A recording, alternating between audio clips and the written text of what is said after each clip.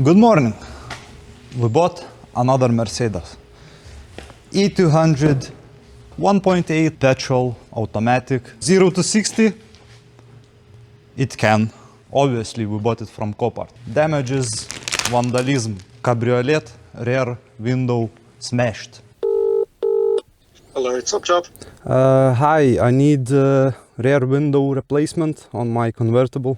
What's the vehicle? A207 Mercedes-Benz. Oh yeah, I can't replace the windows on those, unfortunately. Do you know who could help me?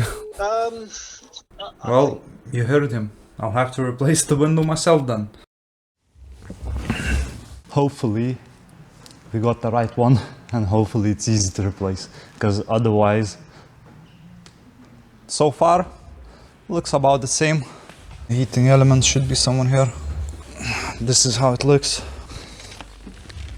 Oops. Bumper. So these are the connections for heating. Okay. So the first thing we have to do is to open the roof. Oh wait. Roof is bodged. Safety glasses back on. Let's try to put it back in place so I can open it.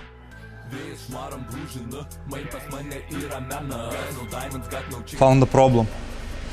It's stuck because the locking mechanism is full of glass. Vacuum cleaner maybe not the best approach because I managed to scratch the paint.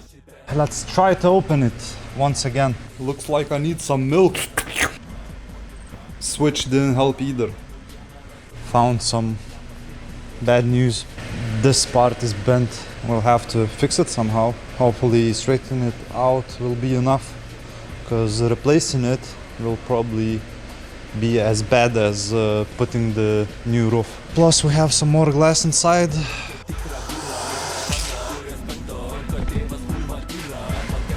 Should be closed now.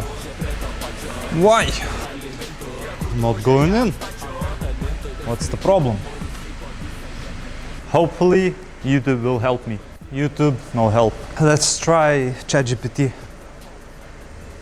It says just knock on those hinges, hold the button to close position and hold it for 10-15 seconds, then do the same with opening position, and like sensors should like resync or something like that. One more thing, it said to open the boot, do something there, wiggle some parts. Let's try. If ChatGPT can fix this, I'll never call mechanics again.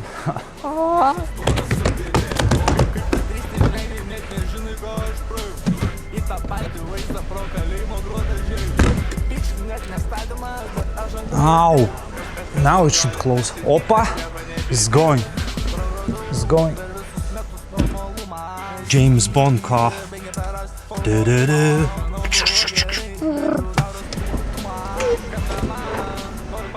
There's nothing that little bit of force can't fix. Opa! Come on, baby! Hey! What? Finally got it in! One more thing. This window, for some reason, doesn't want to close. Okay, another problem. Now it seems to be stuck. What the hell? For the following steps, you'll need the help of a colleague.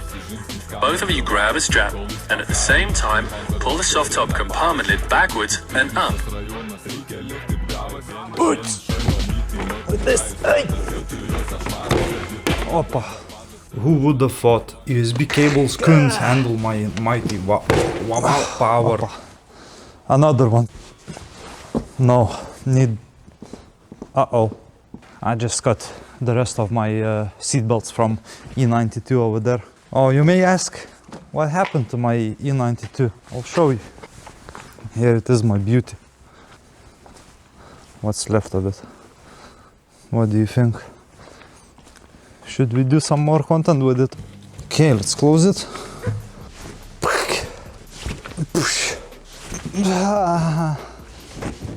Oh, ooh, it's moving. Look at this.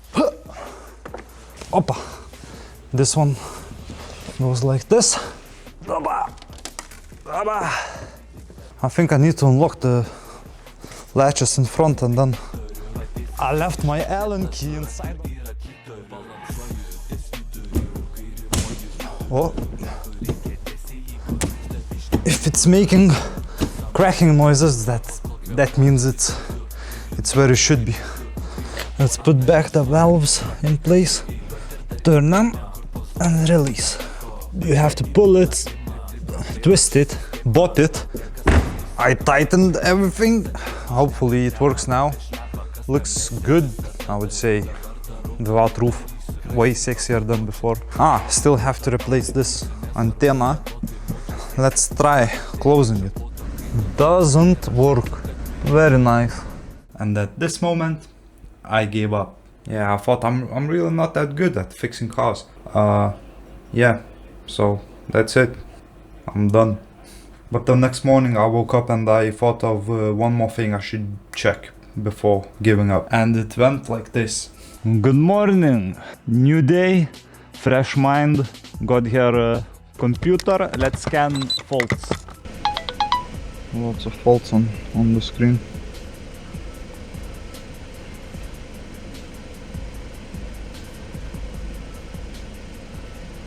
Computer said headrest has high voltage. That can mean only two things. It's either a faulty sensor or a faulty motor of the headrest, because they have to pop out and go down, or it's just stuck because there's like everything was covered in glass pretty much. I have one way of solving one of those things, and if it's not that thing, then it's probably not for me to solve. You can't hear it on camera, but there was lots of glass shattering noises when I smashed the bloop out of the headrest. Alright, and that was my last attempt at fixing this goddamn roof. Seen this before? Holy shit! I genuinely cannot believe this worked. I lost way too much hair because of this roof malfunction, and this is hands down the dumbest fix I've ever done. Oof. I was focused so much on the roof, somehow I've missed the tire went flat. Let me fix that real quick and we'll move on to the window replacement. What do we have here? Another car with another crack on the wheel. Very nice. I got the tire off, but the welder shop is closed. It's Saturday.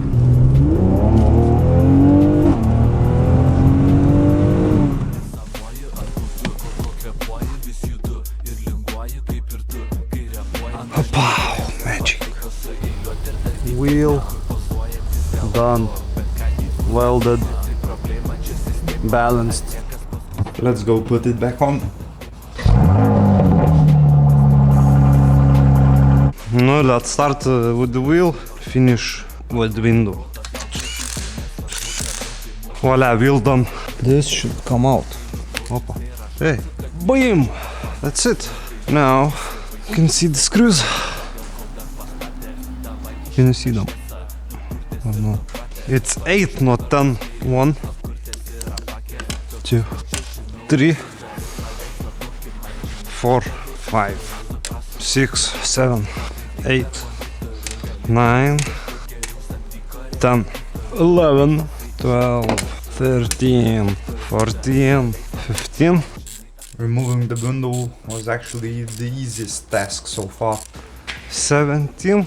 Now the window should pop out. Now what's left is to straighten out the frame and slap the new window in place. Wanna see it?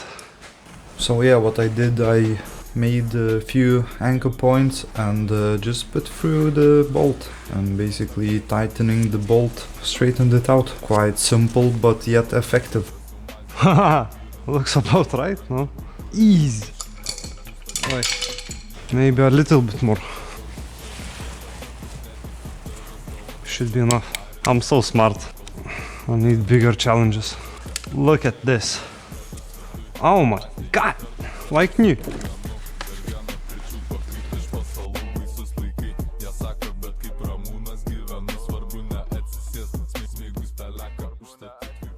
After fitting the window and tightening 16 nuts plus the one I lost, last thing left to stretch the fabric back onto the window frame. We are done. Ну voila! Looks like we are done. Let's close it up. Park it outside and let's see if any water gets inside. Brand new cabriolet, fixed, no damage. You ever seen a window replacement so professional? I don't think so. Look, you can't even tell where it was bent. Let's get this baby roaring. After 3 full days of troubleshooting, it's finally finished. We're putting it up for sale, and once it sells, I'll show you exactly how much we spent on it and how much we sold it for. They see me rolling, they hating. If you enjoyed watching me struggle through this, a like or a subscribe would be massively appreciated. See ya!